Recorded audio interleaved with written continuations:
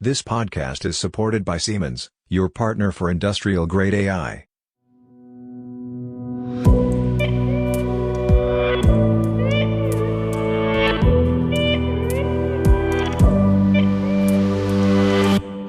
Hello everybody and welcome to a new episode of our Industrial AI podcast. My name is Robert Weber and I'm sitting here in Munich next to Peter. Hello Peter, welcome. Hello Robert, how are you doing? Nice to have you with us.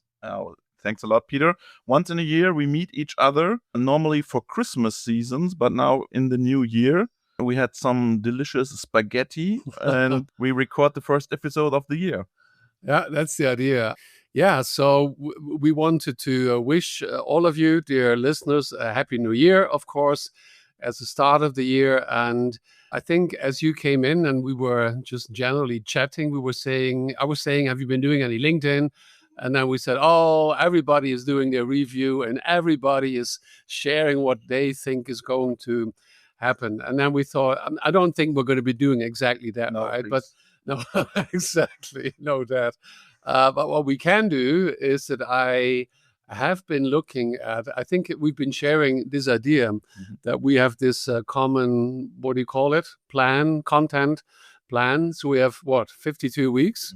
And you and I, typically we look at each of us 1 week that we need to look at doing a recording. And what we can do, shall we do that? Just look at the topics, basically. And then we talk about it. And one more interesting news, because I think it was yesterday, and you are a big fan of humanoid robots, right? And that's a big fan. You're a big fan. You did an episode, I think, with the Fraunhofer guys on humanoids, and there's a German company called Neura, and Neura announced a humanoid gym, an AI gym. So a gym, normally when it's the new year, you go to the gym because you want to be fit, you want to be very sportive. In the next year, you go to a gym, and now they announced a gym for robots and AI models to train the models there in their AI gym. So very interesting. I will invite the guys from Neura to the podcast more about their AI gym. So are robots going to be helping you to do your fitness? Is that the idea? No. Oh, no, they are going to... No, the idea is to train models, okay. Right? That you have specialized models and you can train it right. with real data and data in a gym. And they call it gym. And I think, do you remember that it was the guy from the Netherlands, our friend, with the cucumbers? Right. And he also had a gym for his robot to train his models in a let's say digital environment. Yeah, simulation. Exactly. Kind of. Okay. Yeah, exactly. Isn't that what we're going to be doing in Amsterdam? We talk about world models for robotics as one. Yeah. Isn't that exactly this idea? Yeah. So the robots are going to be able to train themselves in a simulated environment. Exactly. Okay. And I think it's very interesting because they announced this gym, and it's also a business model and to establish a gym, a platform for this. There are some players like NVIDIA. They are also offering something like this. Huge. But it's interesting that they are also going into this field when it comes to AI platforms, not only focusing on the hardware side. So combining hardware and software, gym, train the model, infrastructure for training. So I will invite the guys to talk about that. Yeah. So one topic, humanoids. Sure, humanoids are going to be with us for some more time. I'm actually, there was I forgot his name. He was visiting Munich, and he's going to go to other cities. I don't know if you saw him, and he saw that there's about 30 or 40 robotics companies. Oh, you didn't see that, I think. And I was suggesting we should change our famous quote for Bavaria, which was laptop and lederhosen to robot and lederhosen. Yeah. And I think I had one of the AI LMM systems produce a wonderful robot in lederhosen, actually, today. I'm really looking forward to meet the guys from Agile, because they will join us in Amsterdam, and Agile is also based in Munich. Oh, yeah, I saw that. And they will join us in Amsterdam at our event with Stratis. I think in 2 weeks we are there in Amsterdam. Yeah, we are. And I'm really looking forward what the Agile guys will tell us, because they also presented a humanoid, I think, last year, I think in November or something. Yeah. But what do you have? Okay, I still need to be convinced for the use case of humanoids in the factory, but I want to be convinced. Yeah. So you guys and girls out there, do that. Let's finish with the first one that we're doing today. You talk about it in the end. I was going to talk to John Harrington. He is stranded. The topic is MCP, so we're going to be moving that out. Still MCP. There you go, and there's going to be another. So at the moment, MCP is still out, and I want to understand where exactly the relationship is between MCP. You could say it's like an architecture or a protocol. It's like a language, and it's very similar to what I've been doing the last 10 years before that, where I came from Softing. It was about Profinet, and it was about OPC Way, which you and I run the OPC Foundation podcast, so we produce the podcast as well. That's my number one interest. How is MCP going to be using a communication architecture like OPC Foundation? So that's one topic. We're going to need to move it out because, as I say, John was stranded. Not sure if you have other topics there in between. Yeah, I did a recording in December with the Cucumber guys because they did an update on their robot. So it's a more robotics focused episode in the end of January. Yeah. Okay, very good. I'm going to be talking to James maybe a bit earlier about implementing AI agents in factories. Okay. Agents, of course. Yeah, I'm sure it's going to continue to be. We see loads of stuff around agents. There's always the discussion about the hype.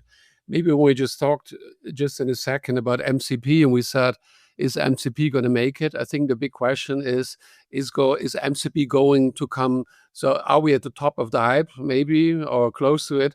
And then it's going to come down to the trough of disillusionment. That's always going to happen. And I think the question is MCP going to come out of the trough of disillusionment or not? That's the same for the agents. I would say for agents, I would have a stronger feeling. Agents are not going to go away. I think we're still going to have easily 10 years until agents are going to be working perfectly the way that we would like them. But I must say, I was just thinking that now that I'm using because I happen to have this Google phone, and I say, well, when I'm going to say it here, I say, okay, Google. And I think behind it is the Gemini. I was asking her, the female voice. You can probably change the voice, I don't know.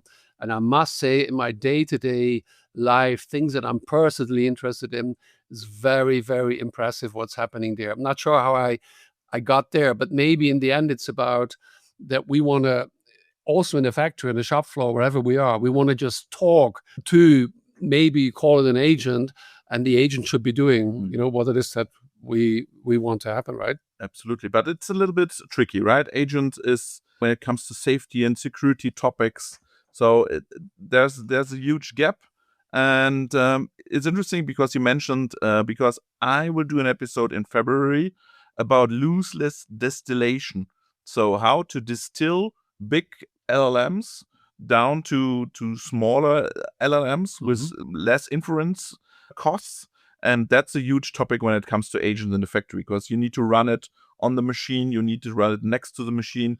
It's an edge device, or is it a server? We have a lot of discussion. What is the edge device? What is the server device? What is the fog? But you need to run it next to the machine. So you need inference speed. And I will do an episode on lossless distillation. That's a huge topic. Okay, looking forward to.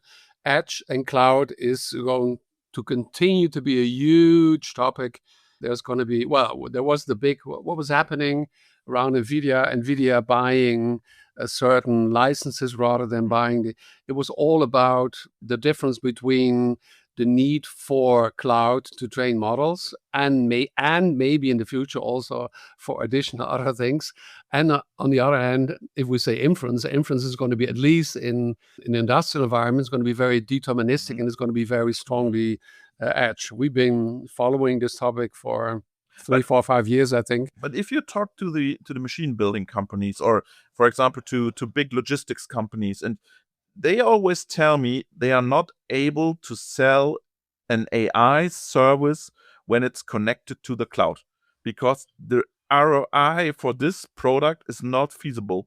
So for the customer, it's not feasible to do that because the cloud costs are too high. So everything needs to be on the edge. That's the first topic. That's my expectation, yep. You recall that we talked about maybe 3-4 years ago, I said like 80% of all the process samples are going to be on the edge. Yeah. At least so within our industrial environment. That's not necessarily the case. The example I just gave when I talked to my Pixel phone as an example, as a consumer, I do believe that today, at least, I get my answers from the cloud. But depending, of course, again, call it edge as a smartphone that you hold in your hand, the next generation or the next one after that is going to be so powerful that it's going to have some kind of model on it. And only in case I ask, because you can do that today, something that is happening just 5 minutes ago, it needs to go out and find information. Sure. So yeah, we don't need to go to all of these things. I'm going to be talking to Norbert Jung. That's about people and intelligent systems. So a topic not sure that we have talked about. So it's about, like, it's not only about technology. It's always about people that need to deal with the technology, right? Scaling. Andre Sagori, I have already a meeting with.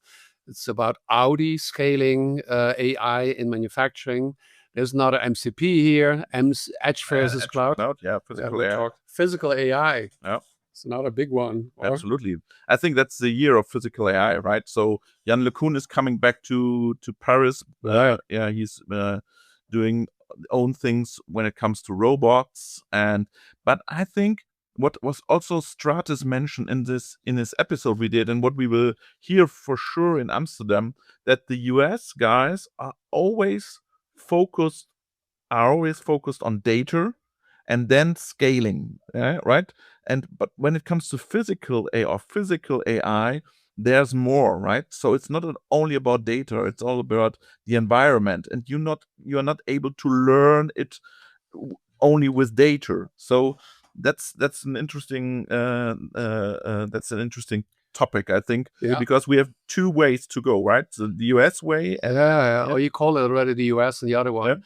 Because I recall that Demis from the what? Sorry, DeepMind, Demis Hassabis. Right. There you go. And he is not agreeing with Jan, right? Yeah. So if you talk about those two worlds, well, you could say, I mean, Demis is as a UK guy, but part of the US company. But let's not be too modest. Still say that UK is still part of the European part of the globe, so to say, but very much looking forward to where that is going to go. And nobody has said that not both ways are going to have their advantage, right? Absolutely. Let's see that. I think it's a combination, right? So it's good to have a lot of data, but you need to know more about your environment you are working in, right?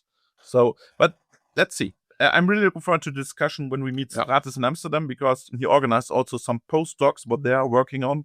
And we will have, I think, very fruitful discussions. Right. We're in the middle of what's happening in Europe, kind of thing. I don't like too much because it's very easily moving into geopolitics, which that's happening. Yes, it is happening, but that's not the topic that we have at hand as such. But nevertheless, it's interesting, I think, for us. And maybe we're going to be doing that a couple of times. So just one example here, I see that Mistral is hiring in Munich. It's not about Munich, not at all. It's just what I happen to see. But you mentioned Munich, hiring in Munich. But what I found very interesting, we are very focused in our podcast also on Paris, Amsterdam, Germany, but we miss Warsaw, Prague, Breslau, all the eastern countries, because Jakub Tomczak from Shen Zuckerberg Initiative told me you need to look to the east, because Mistral is also going to Warsaw. And that's interesting, but please go on. Very good point. Andre Sagori, the guy I mentioned, Audi, is actually from Hungary, right? So, but a very good point. And yes, we should, and maybe we can talk about a little bit more how we do that. Yes, it should not just be Munich or Würzburg or whatever kind of place, but it would be nice maybe once a month to be looking at what is a specific European company, and then including the eastern countries of Europe. What are they doing? What are they offering to us? And is it what they are offering us? Are they sensible, usable services for us to be used, or And then another group of our listeners would say, not completely, maybe, but it's 80, 90%. I use it anyway. And somebody else would say, if it's not 100 or 120%, I'm going to stick to, let's say, the US-based solution. But I think it's very interesting for our listeners also to understand, because, for example, if you're a mid-sized company like Arburg or Trumpf or SICK or Vitron, it's very difficult to hire people from Zurich, Paris, Stuttgart, I don't know, Linz, Amsterdam, because there are all the big players, Bosch and OpenAI, so you have a lot of competitors.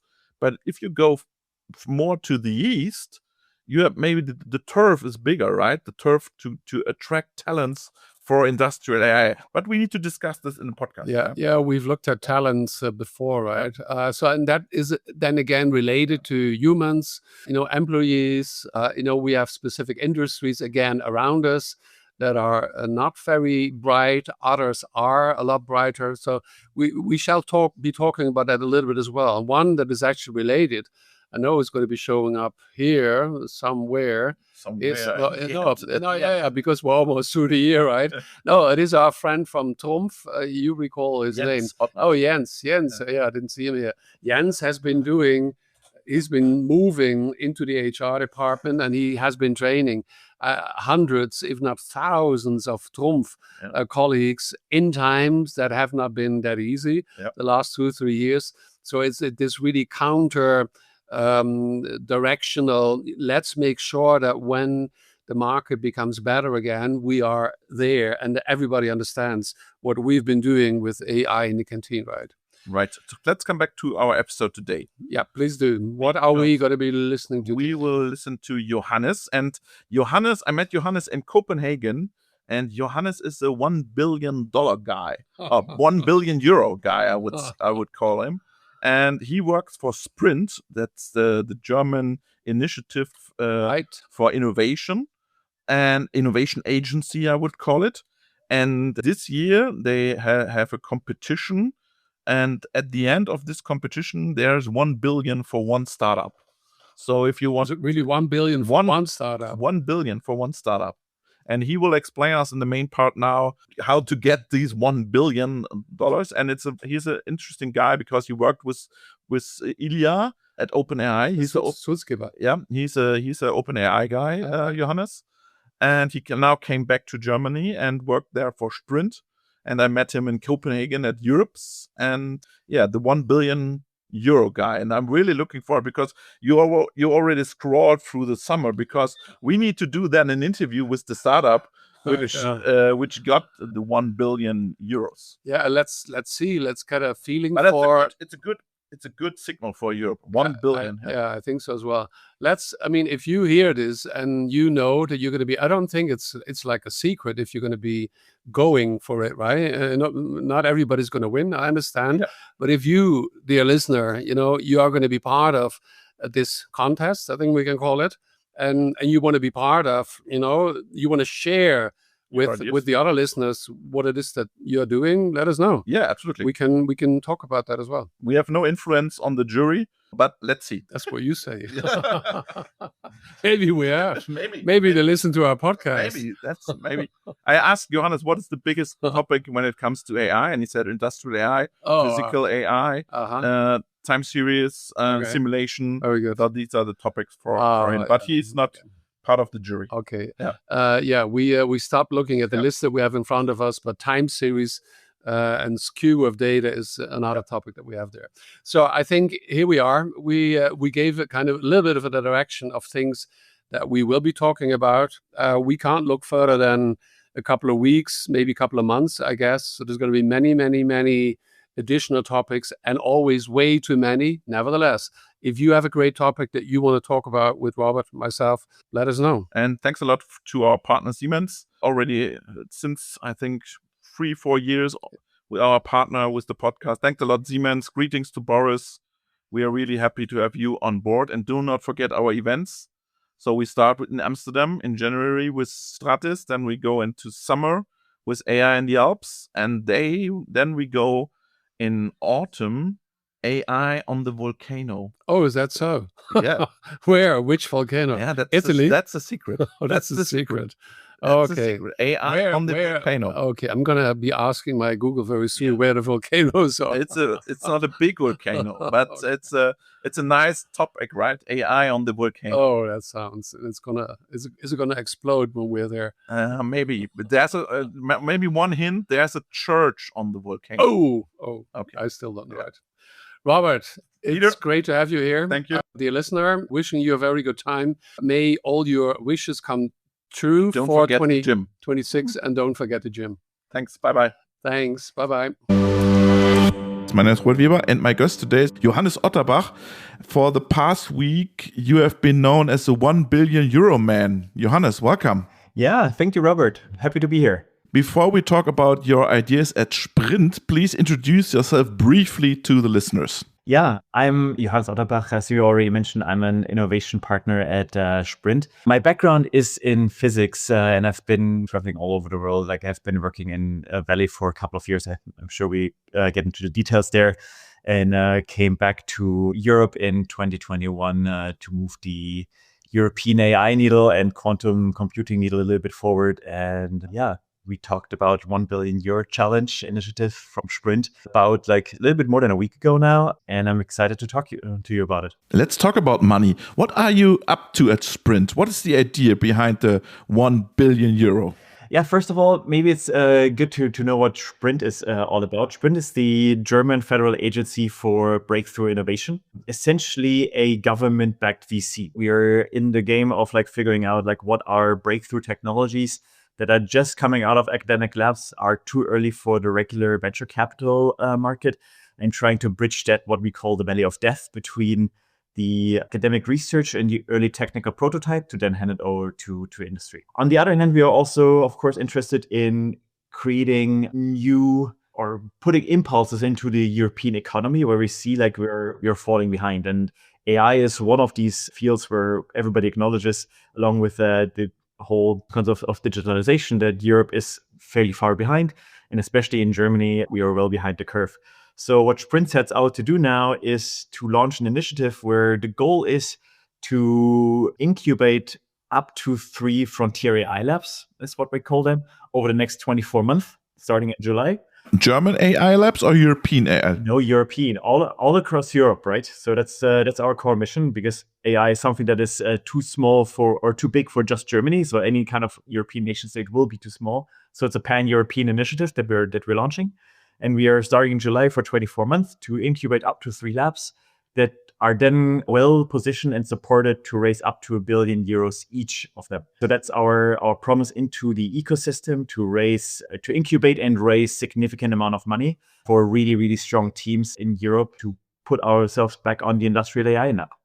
So 3 teams, but there was also a figure about 125 million euros. Can you explain a little bit the rules of the game? Totally. So the way that it starts, we announced it at Europe's a couple of weeks ago, that we started with what we call a sprint challenge. That is a competition starting in July. So the phase up to from now until July, we are doing a lot of ecosystem activation to identify really, really strong teams that can apply for this 24 months. And then in this 24 months, what we are running is like a big competition where we have 2 major milestones before the very end. And we start out with 10 teams. We down selected to 6 teams. We then down selected to 3 teams. And by the end of the 24 months, the 3 teams that have gotten through have received each already 25 million euros in non-dilutive funding. The total program for this competition is 125 million that we allocated. And at the end of those 24 months, the way that SPRIND is working, we're activating also all the industrial stakeholders and ecosystem. Then we, together with those teams, try to raise up to 1 billion euro each from those teams. So we have 25 million non-dilutive funding, plus then the 1 billion to continue the journey. So let's share a little bit the rules or the milestones. What is your idea behind that? I mean, the idea is fairly simple, right? Like we are asking the teams to dream big, to be really, really ambitious, and develop a hypothesis, an idea of how frontier AI for Europe should and could look like in the future. It doesn't need to be LLMs, right? It can be anything that you really believe is like the next frontier of AI. But if you want to spend 1 billion euros, you need to train a lot of things to spend 1 billion euros at the end. Right, and that's kind of the key of the 24-month, right? Like come up with a hypothesis and a really good actionable plan, how you actually deploy 1 billion euros in a reasonable time frame over, say, like 3 to 5 years in order to push the AI frontier forward, right? And so we want to give you some times in order to give you like the preparation time and coalesce and galvanize the ecosystem around it. It sounds very easy to spend 1 billion euros, but it will be very difficult to do that at the end. Or am I wrong, Johannes? I believe it's not that trivial, right? Like if you think about like just like break it down, like 300 million a year, right? Like say you want to spend it in 3 years, it's like, yeah, roughly 333 million a year that you have to spend. That's a lot of GPU hours, right? There's probably like several thousands of GPUs. You have to figure out like how do you get the GPUs in the first place, because like they are not lying around. Everybody thinks like compute is the bottleneck, but sometimes even the procurement of compute is the bottleneck. No, it's talent. Then that's the talent, as you say. It's also developing the operational plan of like how you actually allocate the resources over time. How do you scale up your operations, and then also bring it into the market as well, right? Like, because frontier labs doesn't mean it's academic research, but the way that we define frontier labs is research and deployment. So the deployment part is really, really important, and running deployment operations is very different from training a big model. But I think the European idea is not to scale more and more and more. We always hear that scaling is over, so maybe to spend so much money in GPU is not the goal of the European strategy. Or am I wrong, Johannes? It could be. I think scaling is definitely one idea that could be followed, could be followed. But it doesn't have to be scaling one single model into a ginormous training cluster, right? Scale can come in a lot of different ideas, right? For example, if you're looking in agentic AI systems, you could think about like scaling to thousands of very, very strong, small, bespoke agents that are very specific to their use case. Then figuring out like how do these agents interact with each other. Then the scale is not in the number of parameters of a single model, but the number of agents that you have to develop, right?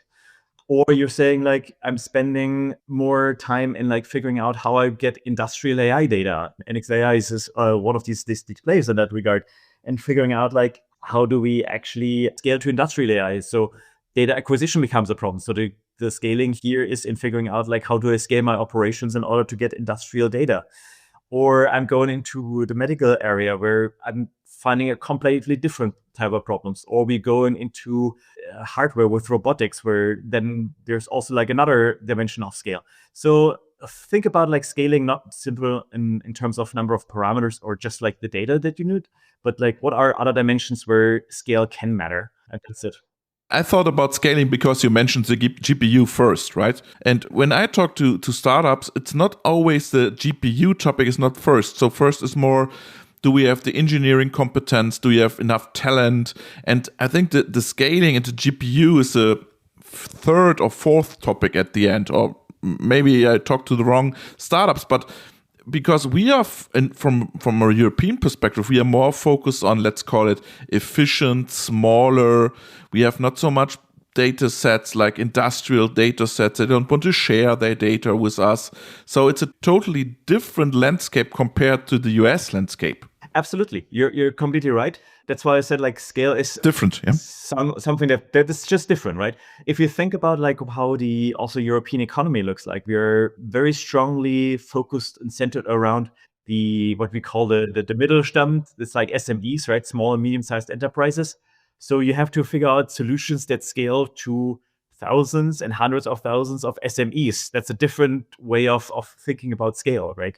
Like, how do you actually address those? Instead of in the US, where you have a very few, very large key accounts, in Europe, it's much more like the broad Mittelstand that you have to address. And so that's a different type of scale. And they're skeptical. Because it needs to be industrial grade at the end. A 1 must be a 1. A 2 must be a 2 at the end. Yeah. That's correct. Yeah. Can you please share once again the time horizon? So when does the program start? So it starts in May, you said, right?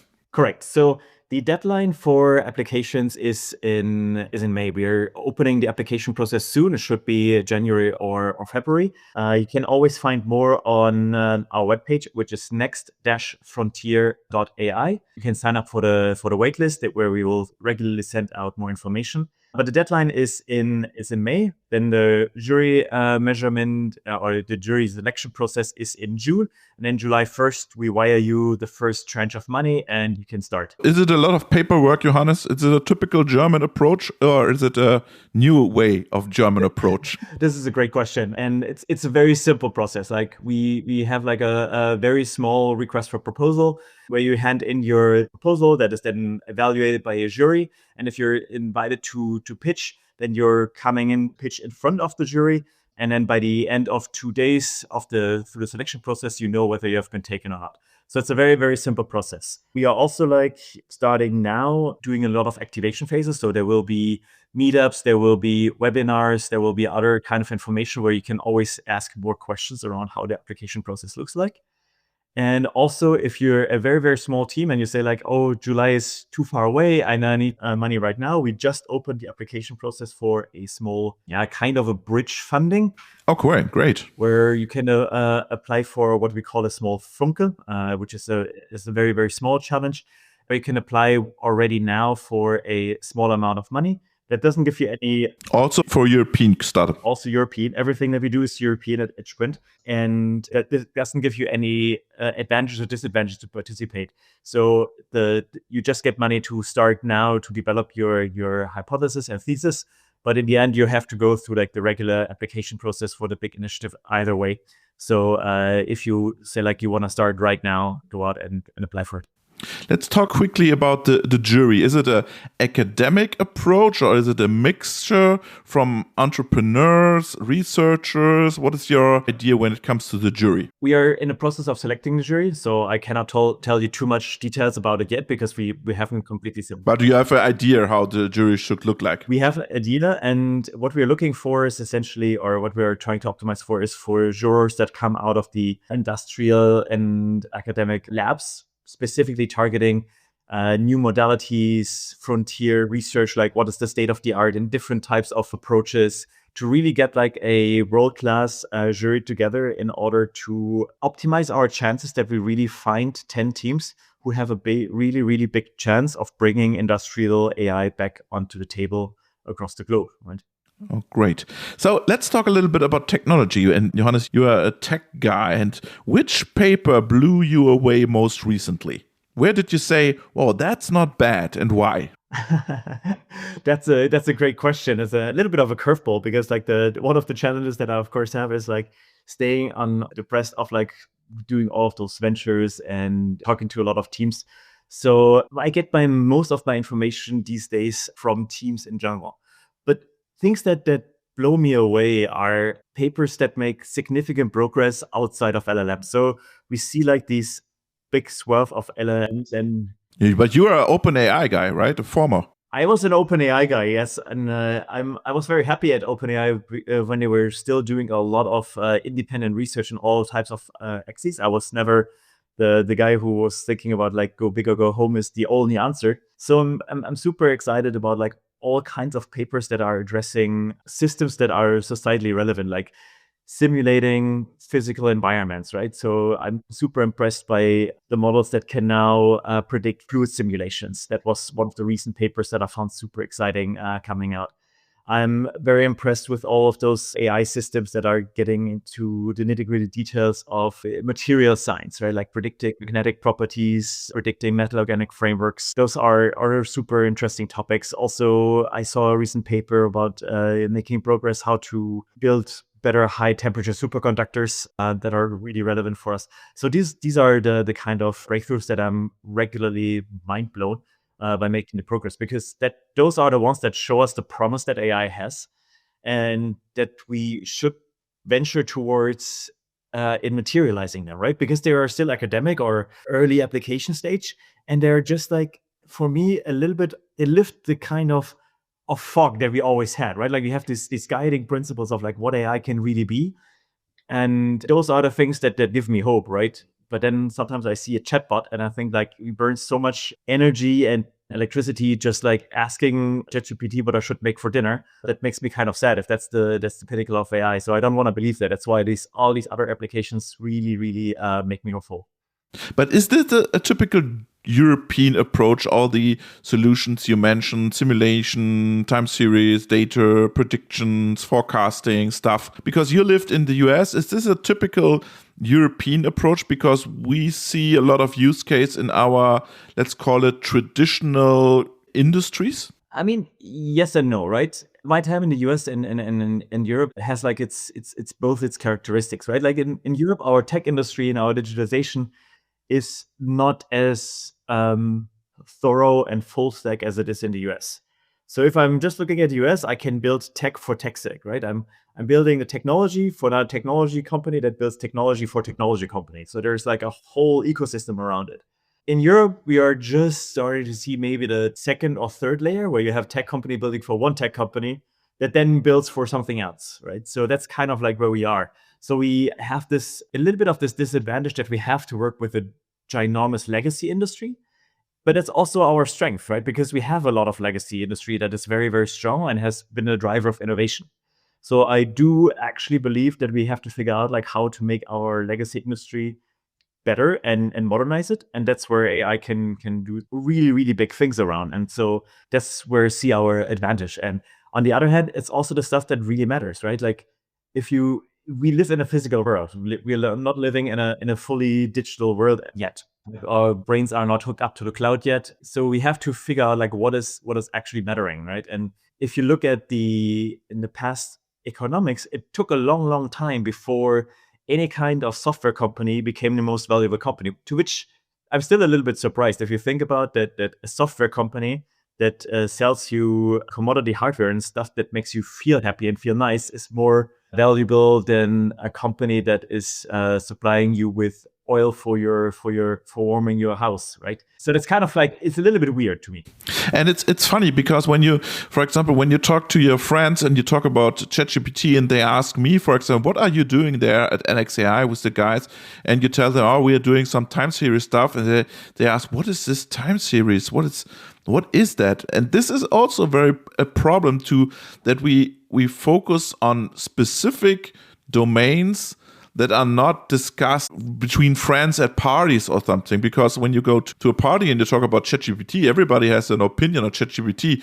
But if you go to a party and talk about time series or CFD or I don't know, or robots or humanoid robots and large action models and stuff like that, they say, oh, I'm not interested, I'm not into this. So I think that's also a problem when it comes to an adaptation of AI in a broader perspective. I completely agree. I think we need to talk more about like what is behind the technology.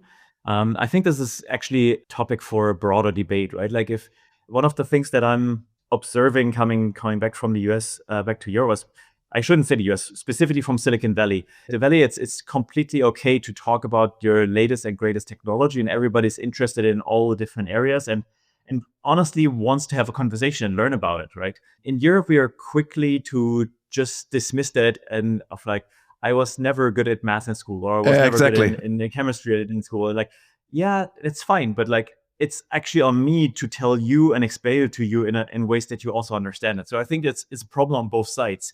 People who are not interested in it or don't feel good at it or are afraid of like looking stupid, they don't want to talk about it. And people who are really big nerds, like the two of us who are on this call, we sometimes fail to explain it in very simple terms. And I think that's something where that I found the Valley is significantly better on both ends of the spectrum, where people in the Valley that are not coming from technical backgrounds are genuinely interested in learning more about it. And the people that are coming from technical background really try their best to go out of their way to explain it to these non-technical people. And I think bridging that gap is really important. Because I think, from my opinion, is it because it's a huge success factor of California, right? Or the Silicon Valley. And everybody knows in the Silicon Valley that all the wealth is based on innovations by the companies, by the big companies, by the big tech companies. And so everybody's interested, what's the next big thing coming from California? And our wealth is based on automotive or some industrial approaches. And so it's a different discussion there. We also discuss a lot what's happening to the automotive industry. I think there's no discussion in California what happened to the European automotive industry. So there's different types of branches, different types of discussions in different fields. Mm-hmm. I completely agree. Like that's like actually one of the things that I'm wondering when this will happen. Like I feel at least in Germany. Germany is a car industry. Like I don't know who is listening to this podcast, but like in general, like Germany is a car industry. So everybody on the street has an opinion about cars and has some expertise about cars. But as soon as it comes to, for example, computer, people say, like, I don't understand any computer and I don't want to understand anything. So I think it's one of these things where I'm looking forward to when it starts to change it. Yeah, absolutely. And I think we should change it. Like we are the ones that should change it. And that's what we're trying to do at SPRIND, is like changing the narrative, pushing it out and making these frontier technologies more interesting again to people. What is the next frontier in AI, Johannes? Oh, that's a great question. And I would hope that the teams that we are trying to fund have the answers to that. I tried. Yeah, I'm sure you will. I see so many different areas, right? Like I already teased a few topics here that I personally find interesting. The agentic systems are super interesting. Physics simulations is super interesting. But also what I see is how can we make simulations of the world in a broader sense, right? If you think about supply chains right now, supply chain management is a super massive problem. Everything is optimized locally, but what would happen if you could do a fully integrated supply chain? Frontiers can also happen in terms of like, how do we make the bureaucratic system more efficient so that it serves our democracy again? Because you cannot have democracy without bureaucracy. So we need to figure out like, how do we make bureaucracy work for people again? And that might not be a sexy topic, but I personally believe that this is also a frontier that needs to be addressed, right? Robotics is another one of these very big. Yeah, robotics is a huge topic, right? Also in Germany, it's a super big topic, especially in Europe in general, because we have a big manufacturing industry across all of Europe. Super important topic. Pharma and healthcare is super important. Medicine as a general, right? So if we talk about robots, it's not only manufacturing, but also how do we do care, exactly, professional care, not only elderly care, but also care in ICUs or in the hospital in general, right? Like, so there's so many different topics that are on our radar. So I hope that really the teams bring it to the table, because I'm just one person and I cannot pretend that I know what the frontier is. All I can do is like do my very, very best to help the 10 teams that get in, to set them up for success, to raise more money and continue the journey. I'm really looking forward. Johannes, what do you have to prepare for the event? What is on your agenda? What is on my agenda? So the next steps is we have, like, as I already teased, the small Funke that are starting. The first application deadline is January 15th. So you get the money on Feb 1st, or we have a second deadline on Feb 15th for March 1st. So that's our two bridge rounds. And then the next steps for us is really planning our meetups and activation phase. So if you're interested in helping us in any ways, like either you want to be an advocate that wants to help us promote these events and get behind the initiative, super happy. If you want to do more advocacy, if you're thinking about being a partner in this whole initiative and saying like, hey, I want to do more, I want to help activate the full stakeholder ecosystem, may it be capital acquisition, may it be industrial partners that are on board, be it government relations, you name it. If you want to be a partner, reach out. We are always happy.